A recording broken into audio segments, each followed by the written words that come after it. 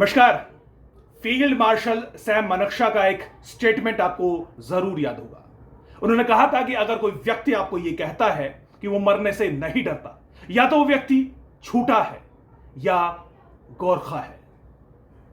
भारतीय सैन्य इतिहास बताता है कि एक गोरखा सैनिक की वीरता और शौर्य को बाखान बयान करने वाला स्टेटमेंट कितना सटीक है। करीब 2 सदी लंबा इतिहास है भारतीय सेना में गोरखा जवानों का। जब ब्रिटिश राज था 1815 में, तब पहली बार गोरखा ब्रिटिश आर्मी में भर्ती होना शुरू हुए। 1947 में एक ट्राइपार्टाइट एग्रीमेंट नेपाल, भारत और ब्रिटिश के बीच हुआ, जिसके तहत इंडियन आर्मी में एक गोरखा रेजिमेंट ज्यों की त्यों रखी गई। पिछले 75 सालों की वीरतापूर्ण और शौर्य के इतिहास के बाद आज भारतीय सेना में गोरखा की 7 रेजिमेंट है। करीब 40,000 से ज्यादा सैनिक हैं जो भारतीय सेना में सेवारत हैं। करीब 1,35,000 ऐसे रिटायर्ड सैनिक हैं जो कि भारतीय सेना में सेवा के बाद रिटायर्ड होकर नेपाल में रह रहे हैं या फिर भारत में रह रहे हैं। ये गोरखा सैनिक भारत के सबसे बड़े गुडविल एम्बेसडर रहे हैं।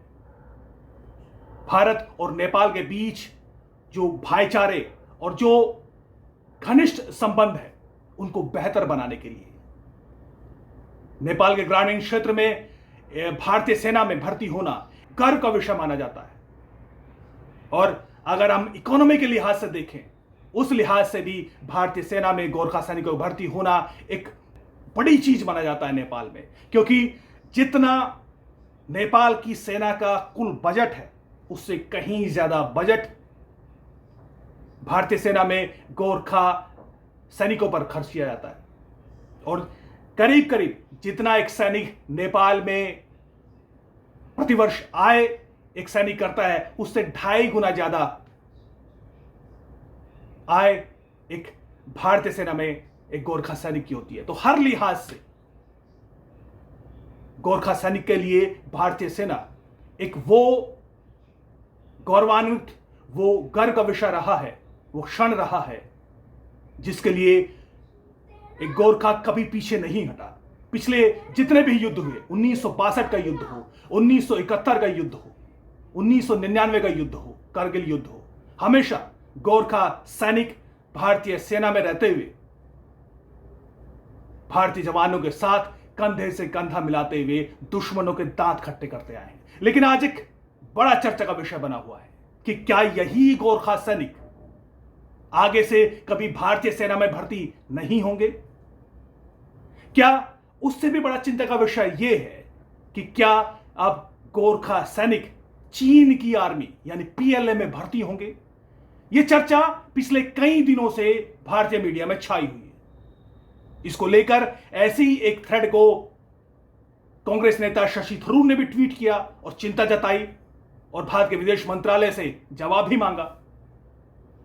तो एक चर्चा कितनी बड़ी है, कितना चिंता का विषय है, क्या सच है, क्या इसके पीछे क्या झूठ है, इस पर बात करने की जरूरत है।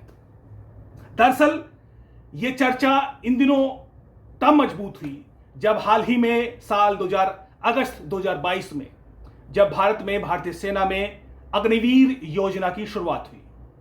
उस वक्त नेपाल की सरकार ने भारतीय सरकार से पूछा कि क्या जो गोरखा सैनिक भारतीय सेना में भर्ती होते हैं, प्रतिवर्ष करीब 1300-1400 के आसपास जो सैनिक भर्ती होते हैं, क्या उनको भी कोई छूट दी जाएगी? यानी अग्निवीर योजना के तहत जो 4 साल की सर्विस होगी और उसके बाद करीब 75% सैनिकों को उनको मुक्त कर दिया जाएगा। क्या गोरखा सैनिकों के साथ भी ऐसा ही होगा? जब इस पर किसी तरह की कोई छूट भारत की सरकार से नेपाल की सरकार को नहीं मिली, तो उन्होंने साल 2022 में, जब सितंबर 2022 में जब अग्निवीर योजना के तहत जो पहली भर्ती हुई थी, उसमें गोरखा सैनिक भर्ती नहीं हुए। उसके बाद यह चर्चा लगातार बनी हुई है। लेकिन इसमें कितना दम है कि अब चीन इन्हीं गोरखा सैनिकों को अपनी पीएलए में भर्ती करने जा रहा है। बहरहाल ये चिंता अपने आप में जरूर है। चिंता ये कहें कि ये मुद्दा है। और अब चूंकि नए जो प्रधानमंत्री हैं पुष्प कुमार दहल प्रचंड, वो इसी मई महीने में भारत में दौरे पर आने वाले हैं। पीएम मोदी से उनकी मुलाकात होगी, तो इसमें इस मुद्दे को सुलझने की बड़े आसार हैं। इसमें स्पष्टता है, दोनों ही देशों के बीच बातचीत चल रही है जिसमें ये इश्यू भी शामिल रहेगा। लेकिन चीन बीच में कहां से आया? क्या वो सही में अब चीन के गोरखा सैनिकों को अपने पीएलए में भर्ती करने की शुरुआत करने जा रहा है? दरअसल ऐसी खबरों को पिछले कई सालों से इस तरह की चर्चा है। दरअसल कई सालों तो नहीं, 1962 का जब भारत चीन युद्ध हुआ था तो उसके बाद ही चीन को समझ में आ गया कि गोरखा सैनिक कहीं ना कहीं गेम चेंजर साबित हो सकते हैं। तो उन्होंने उसके बाद ही नेपाल सरकार के साथ ये एग्रीमेंट करने की कोशिश की थी कि गोरखा सैनिक को वो चीन भर्ती करेगा पीएलए में। लेकिन नेपाल गवर्नमेंट ने हमेशा किसी भी इसी तरह की खबर को, किसी तरह की इसी तरह के प्रयास को हमेशा वो इसको बिल्कुल भी भाव में उन्होंने नहीं दिया। नतीजतन चीन ने कभी आगे बढ़कर कोशिश कभी नहीं की। लेकिन साल 2020 में चीन ने एक रिसर्च कराई नेपाल में ही, उसको पीएलए ने कराया। उन्होंने यह जानने की कोशिश की कि आखिर क्या वजह है कि हिमालयन क्षेत्र नेपाल के जो सैनिक हैं, जो गोरखा नौजवान हैं, वो भारतीय सेना में भर्ती होने के लिए ललायत रहते हैं। हमेशा वो ऐसा क्या विषय है कि वो गर्व महसूस करते हैं कि वो भारतीय सेना में भर्ती हो। इसको लेकर रिसर्च हुई।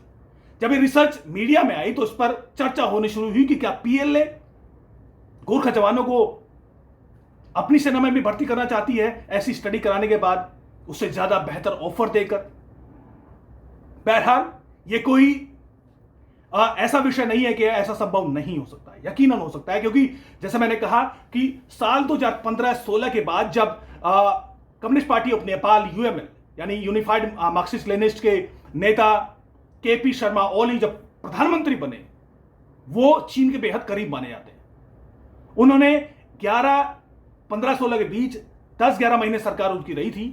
तब उन्होंने कई ऐसे एग्रीमेंट किए चीन के साथ, जिसके बाद लगा कि नेपाल कहीं ना कहीं भारत से साथ दोस्ती को शिफ्ट चीन की तरफ करना चाहता है।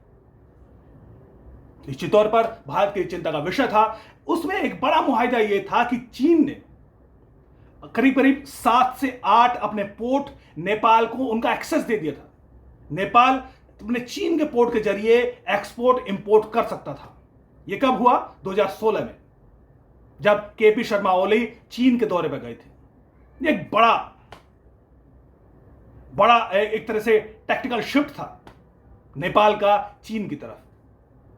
लेकिन उसकी हकीकत यह है कि इन 7 पोर्ट से अगले 7 सालों में, यानी आज तक 2016 के बाद 2023 मई तक, एक सुई भी इन पोर्ट से न तो आयात हुई न निर्यात हुई। यानी उस एग्रीमेंट का कोई फायदा नहीं हुआ। लेकिन इसके बाद 2018 में फिर से यही केपी शर्मा ओली, चीन के खासम खास करीबी, फिर से प्रधानमंत्री बने। 2018 से 2021 तक फिर से ऐसे कई सारी कोशिशें हुई। यहां तक आता रहा कि बीच में खबरें भी आई थी कि चाइनीज एम्बेसडर के साथ जो महिला एम्बेसडर थी, उनका एक एमएमएस भी बड़ा चर्चा का विषय रहा। लेकिन उस एमएमएस की क्या सच था, क्या झूठ था, वो कभी स्पष्ट नहीं हो पाया। लेकिन ऐसी इससे यह पता चला है खबरों से लगातार, जब तक कि उन्होंने इस्तीफा नहीं दे दिया, यह रहा कि जो केपी शर्मा ओली है, जो नेपाल के पीएम, तत्कालीन पीएम थे 2021 में, वो कहीं ना कहीं चीन के कब्जे में है, जकड़ में है। बहरहाल उनकी सरकार गिरी। पुष्प कुमार दहल जो उनके साथ सत्ता में थे, उन्होंने समर्थन वापस लिया, उनकी सरकार गिर गई। उसके बाद फिर से शेर बहादुर देउबा नेपाली कांग्रेस के पीएम बने। और अब जब नवंबर 2022 में फिर से इलेक्शन हुए, उस तरह फिर खबर आई कि चीन ने दोनों कम्युनिस्ट पार्टी यानी केपी शर्मा ओली की सीपीएन यूएमएल और दूसरी जो पुष्प कुमार दहल की पार्टी है, communist party of Nepal Maoist centre, इन दोनों का फिर से गठबंधन करा। गठबंधन हुआ और 26 दिसंबर को पुष्प कुमार दहल, केपी शर्मा ओली जगह पुष्प कुमार दहल ने पीएम की शपथ ली और प्रधानमंत्री बन गए।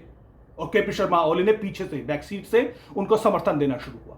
फिर से ये चर्चा का विषय हुआ और ऐसे कई खबरें लगातार आई जिसमें चीन फिर से ऑफेंसिव होता दिखाई दे रहा था नेपाल में। कई खबरें आई लगातार, झटाझट कई एग्रीमेंट हुए, बसों के जरिए अपने बॉर्डर खोलने तक की इस तरह के कई एग्रीमेंट हुए। कई ऐसे टीम नेपाल में पहुंची जो ये रिसर्च करना चाह रही थी, जो ये देखना चाह रही थी कि अब चीन से नेपाल के बीच वाया सड़क, वाया रेल और ट्रेन किस तरीके से दोनों देशों को एक दूसरे से जोड़ा जा सकता है। बहरहाल इस बीच जितने भी खबरें आती रही, भारत सरकार लगातार अपने संबंधों को मजबूत करने के लिए कोशिश में लगातार रही। लेकिन जो चीन द्वारा जो कथित तौर पर कि चीन ने एक गठबंधन कराया था, उसको एक बड़ा झटका तब लगा जब चीन के करीबी केपी शर्मा ओली को पुष्प कुमार दहल ने बड़ा झटका दे दिया। झटका मिला 27 फरवरी को इसी साल, जब नेपाल में राष्ट्रपति के चुनाव आए। राष्ट्रपति के चुनाव में जो मौजूदा प्रधानमंत्री है पुष्प कुमार दहल, उसने नेपाली कांग्रेस के कैंडिडेट को, जो कि रामचंद्र पौडेल थे, उनको समर्थन देने की घोषणा की, बजाय उसके जिसको केपी शर्मा ओली लाना चाहते थे। यानी नए राष्ट्रपति को चुनाव को लेकर दोनों ही धड़ों में, दोनों ही कम्युनिस्ट पार्टियों में तनातनी हुई। नतीजे में केपी शर्मा ओली ने अपना समर्थन वापस ले लिया। केपी शर्मा ओली ने समर्थन वापस लिया। ऐसे में जो नेपाल कांग्रेस के जो प्रेसिडेंट कैंडिडेट थे, वो प्रचंड के समर्थन से राष्ट्रपति बन गए। बदले में नेपाली कांग्रेस ने उनको फ्लोर टेस्ट में जीत दिलाई। यानी केपी शर्मा ओली कोalition से आउट हुए, नेपाल कांग्रेस इन हो गई। अब कांग्रेस के साथ प्रचंड पुष्प कुमार दहल की सरकार इस वक्त है। अब इसमें क्या हुआ ये कि जो चीन का करीबी था, जिसके जरिए नेपाल अपने पैर फैलाना चाहता था चीन नेपाल में, वो फिर से सत्ता में बाहर हो गया। तो ऐसे में ये तो स्पष्ट है। और पिछले साल जेपी नड्डा के साथ मीटिंग हुई थी पुष्प कुमार दहल की, बड़ी डिप्लोमेटिक मीटिंग उसके निकाले गए थे, और उसका नतीजा अब देखने को मिल रहा है। तो जो चिंता का विषय है वो ये जरूर हो सकता है कि जो नई अग्निवीर योजना जो के तहत भर्तियां भारतीय सेना में हो रही है, उसमें गोरखा सैनिकों को क्या किसी तरह की कोई छूट दी जाएगी कि उनको 4 साल बाद मुक्ति नहीं दी जाएगी, यानी उनको रिटायर नहीं किया जाएगा, क्या वो कंटिन्यू करते रहेंगे इसको लेकर, या फिर जो 4 साल की योजना के बाद, 4 साल सर्विस देने के बाद उनको जो दूसरी सर्विसेज में क्या उनको सेटल किया जा सकता है। इस तरह की चीजों पर चर्चा भारत सरकार कर रही है और उस पर यकीनन कुछ न कुछ पॉजिटिव जरूर निकल के आएगा। लेकिन इतना जरूर है कि जो खबरें लगातार आ रही थी कि चीन गोरखा सैनिकों को पीएलए में भर्ती करने की कोशिश में है, ये खबरें जरूर हैं, लेकिन इसमें कहीं भी कोई कंस्ट्रक्टिव इंफॉर्मेशन या डाटा या सच नहीं है। कोशिश तो 1962 से चीन कर रहा है, लेकिन अभी तक ना तो नेपाल की सरकार की तरफ से कोई इस तरह का बयान आया है और ना ही हाल फिलहाल में चीन की तरफ से कोई इस तरह की कोशिश इस तरह से दिखाई देती है जो मटेरियलाइज तरीके से दिखाई दे। बैकडोर चैनल से वो कोशिश जरूर कर रहा होगा, उसकी मंशा है, उसकी कोशिश ये है कि वो तब तक महाशक्ति नहीं बनेगा, तब तक पूरी दुनिया में उसका डोमिनेंस नहीं होगा, जब तक कि वो चारों तरफ अपने बॉर्डर पर डोमिनेंस उसका ना हो जाए। और उसको एक सबसे बड़ा खतरा चीन को भारत से है। तो लिहाजा भारत को कमजोर करने के लिए चीन हर तरफ से कोशिश करेगा। एक बफर स्टेट बनाने की कोशिश चीन लगातार नेपाल को कर ही रहा है। तो इसमें कोई नई बात ऐसी फिलहाल नहीं है, क्योंकि भारत लगातार कोशिश कर रहा है। भारत के इस वक्त करीब कम से कम 6 से 7 ऐसे हाइड्रो पावर बड़े प्रोजेक्ट ऐसे चल रहे हैं, चाहे वो भारत सरकार की मदद से चल रहे हो या यहाँ के जो बड़े पावर कॉर्पोरेट कंपनीज की मदद से चल रहे हो, जो कि नेपाल में एक बड़े पावर सेक्टर के तौर पर नेपाल को खड़ा करने जा रहा है। नेपाल बिजली बनाने में एक बड़ा स्टेट बनेगा। उसके बाद भारत का जो अग्रीमेंट ये भी है कि वो नेपाल से बिजली खरीदेगा। और इसके अलावा ये एक बड़ा नेपाल की इकोनॉमी के लिए एक बड़ा बूस्टर होने वाला है। ये हाइड्रो पावर प्रोजेक्ट्स, जिसको भारत कम से कम 6 से 7 ऐसे प्रोजेक्ट हैं जो कि इस वक्त काम कर रहा है। एक और बड़ा, जैसे मैंने कहा कि नेपाल और भारत के बीच जो संबंध है वो पीपल टू पीपल कनेक्ट के हैं, तो लिहाजा इसी पीपल टू पीपल कनेक्ट के लिए रक्सौल से काठमांडू के बीच एक रेल लाइन की शुरुआत होने जा रही है। करीब करीब $3.15 बिलियन भारत ये इस तरह का इकोनॉमिक असिस्टेंस नेपाल को देगा, जिससे ये ट्रेन ये जो रेल प्रोजेक्ट है ये शुरू होगा। और इसमें करीब करीब 136 किलोमीटर ये प्रोजेक्ट है जो कि नेपाल के पहाड़ी क्षेत्र को से होते हुए वो काठमांडू तक जाएगा। और इसके लिए हमारे कोंकण रेलवे ने इसका एक प्रोजेक्ट तैयार किया है, इसको डेवलप किया है और ये प्रोजेक्ट शुरू होने जा रहा है। और अगर जब ट्रेन काठमांडू ट्रेन के जरिए रक्सौल जो नेपाल बॉर्डर पर भारत का टाउन है उससे जुड़ जाएगा, तो कहीं ना कहीं एक और बड़ा बूस्टर होगा भारत और नेपाल के लोगों के बीच पीपल टू पीपल कॉन्टेक्ट को आगे सुदृढ़ करने के लिए। तो इस तरह की कई सारी चीजें हैं जो ये बताती हैं कि चीन कोशिश जरूर कर रहा है, लेकिन भारत और चीन के जो नेपाल के जो संबंध है उसमें यदा कदा थोड़ी सी तनातनी जरूर होती है, लेकिन वो संबंध इस तरीके से अभी टूटने वाले नहीं है। रही बात अग्निवीर योजना में गोरखा सैनिकों की, उस पर लेकर अगले 1 महीने में आपको पॉजिटिव खबर देखने को मिलेगी, जब नेपाल के पीएम पुष्प कुमार दहल यहां पीएम मोदी से मुलाकात करने आएंगे। इसके अलावा कुछ भी ऐसा फिलहाल जो नेपाल की पॉलिटिक्स में, हालांकि जैसे मैंने कहा कि केपी शर्मा ओली वो कनेक्ट जरूर है जो फिर से चीन को जोड़ते हुए नजर आते हैं। तो जब तक कि वो सत्ता से बाहर है तब तक चीन की ये कोशिश कामयाब होती नजर नहीं आती।